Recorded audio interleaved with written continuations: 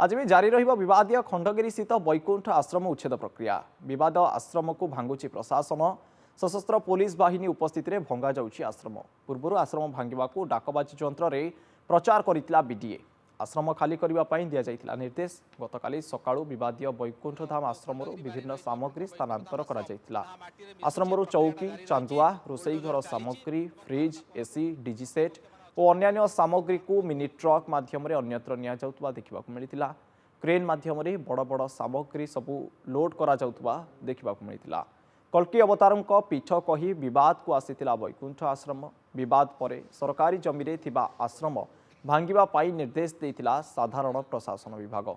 नवेम्बर 20 रे भांगिबा पाई होइतिला निष्पत्ति। तेबे आश्रम कर्तृपक्ष कोर्टरू रहितादेश आनिबारु स्थगित रहितिला आश्रम उच्छेद प्रक्रिया। जाल कागजपत्र दाखल करी रहितादेश आनिथिले आश्रम कर्तृपक्ष। यह जଣା पड़िबा परे रहितादेश उठे दैछंती मान्यवर हाईकोर्ट। यह परे आश्रम भांगिबा पाई निष्पत्ति होइतिला।